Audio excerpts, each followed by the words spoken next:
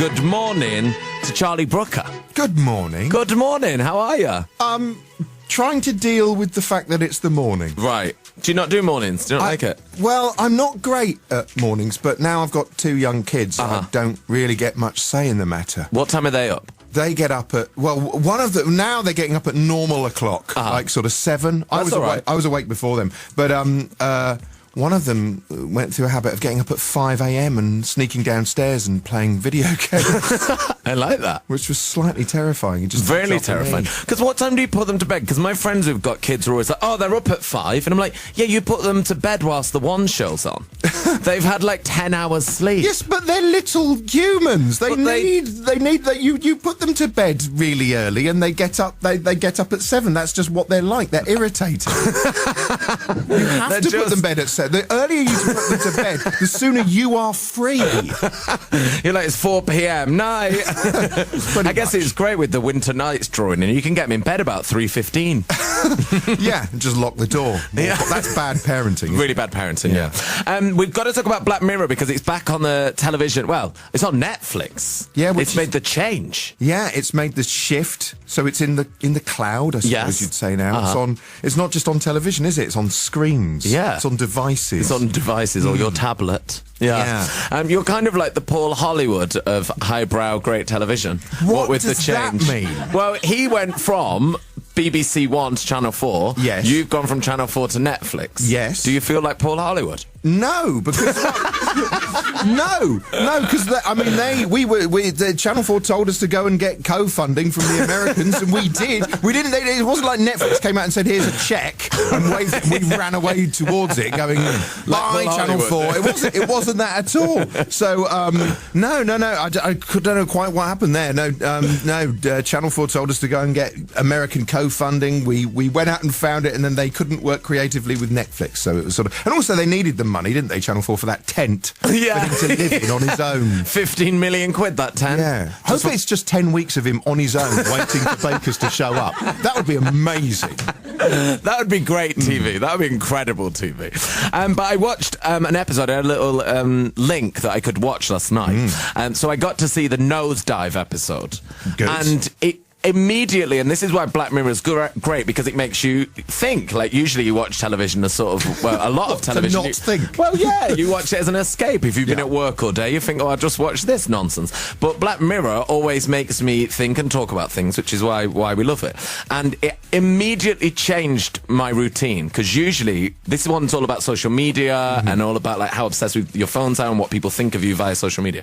And when I woke up this morning, normally I wake up and I go straight on my phone, like one-eyed open. And I thought, I don't want to be like the lady in Nosedive. So I left it and I didn't do any social media. For 37 seconds. For 30.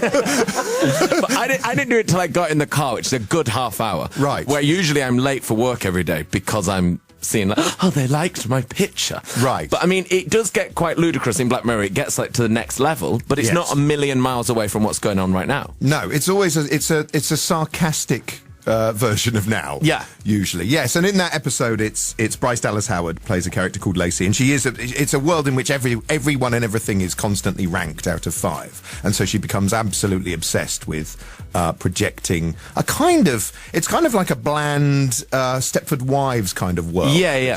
that she's living in there. So hopefully, well, if it gets under your skin, that's presumably good. Yeah, I think good. So. Yeah, I really, really loved it, and Fifi saw it as well, and Fifi loved it as well. That was her favourite. So that's two 5-star rankings. Yeah, presumably. So you're happy, like Bryce is in the actual show? Yes, I suppose. Yeah. Well, I don't know. I don't really experience emotions like happiness. So I suppose what I'm experiencing is a brief absence of despair. Right. Great. Well, that's literally our tagline for the Radio 1 Breakfast Show. Charlie Brooker is here if you want to say hello this morning. Good morning again. Good morning again. I've missed you. And Black Mirror is going to be available on Netflix this coming Friday. I saw one last night, Nosedive, which I was advised to see by wonderful Fifi, and she was right. It's proper great show. I really, really loved it and got into my brain and everything. But there are a few things that we want to talk about, which we're going to get into in a second. Mm-hmm. But first, I thought I'd hit you with quite a hard-hitting question. Okay. We were just joined on the show by Jess Glynn, the woman that has spawned 5 #1 singles. She's sold millions of albums. And I was about to play a song, and she interrupted me because she wanted to ask a question. This was 100% genuine, and I feel like you are the guy that can answer this question. Oh, my word. Okay. So this is a little bit earlier on the Radio 1 Breakfast Show when Jess Glynn joined us on the show. Can I ask a question? Yeah, go on, what's up? Am I allowed? Yeah, go on. But you wanted to start a song, didn't you? I was going to play the vamps, but go on, what do you want to know? What is Ed Balls? As a genuine question that happened on the Radio 1 Breakfast Show before. What is Ed Balls? What is Ed Balls? What is Ed Balls? That I swear. When I say honey. Oh, hang on, that was Honey G. I don't know what happened there, but a real life question from Jess Glynn. What is Ed Balls? There's no way to get a foothold on that question, is there? I mean, where do you start? Did you draw her a picture? No. Or do a mime? Would probably be the best thing to do at the moment, wouldn't it? Do a kind of flailing mime. What is Ed Balls? I think it's the question of the day, that one. I think that is incredible.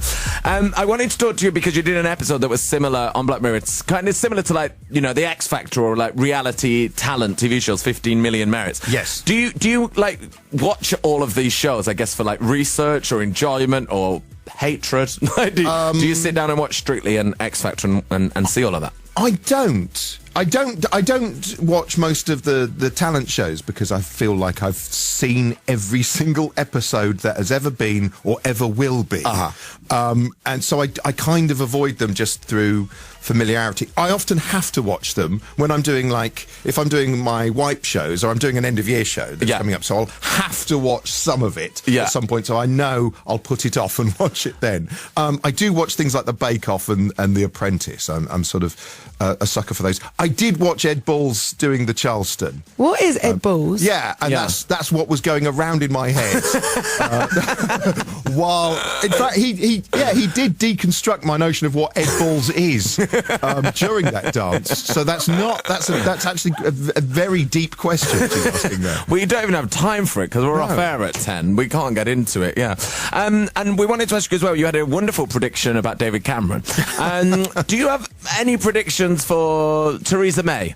I don't know. Maybe she'll develop a personality. Wow. That would be quite shocking. Because I haven't really... I mean, I've been very busy and I haven't really been paying that much attention to what's been going on. But so I keep... I was in reception somewhere the other day and looked up and there was like the rolling news and it came and it showed Theresa May and I sort of jerked with astonishment that she's the Prime Minister. I'd forgotten. I keep forgetting. I'd forgotten. It's not great that we keep forgetting. No.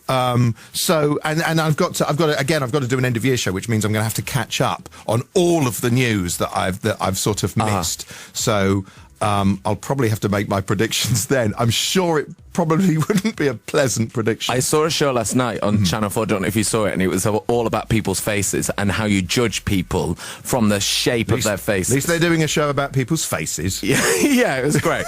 But they were saying that she has the most competent face in politics. Like, the people judge that she is the most competent. There's no scientific proof, but that's what the general public feel. Theresa May is the most competent looking person.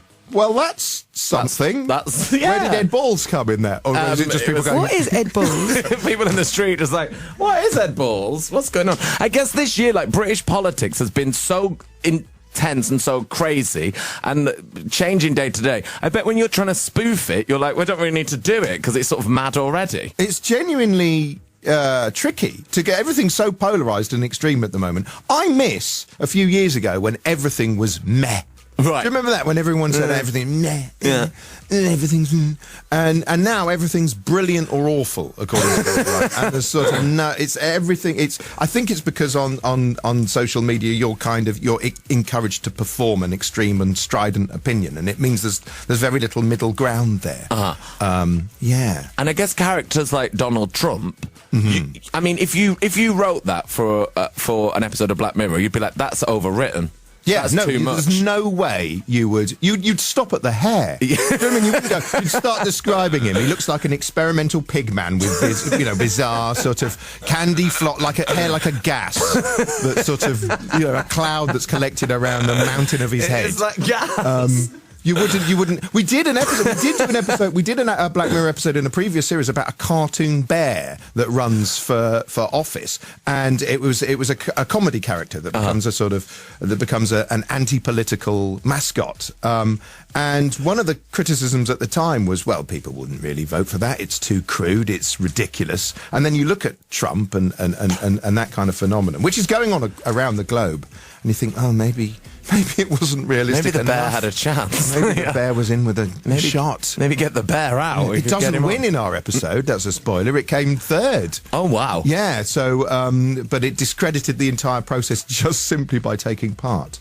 No, I find Trump slightly terrifying. Yeah, just slightly. Yeah. They spoke about his face last night on the Face programme on Channel 4. What did they mainly said? It's really weird. They were like, it's very weird. Right. Yeah. What is Donald Trump? What is Donald Trump? That's a better question to ask. It's a great question. Yeah. Maybe today we go out and we ask this question to people in the street. What is Ed Balls?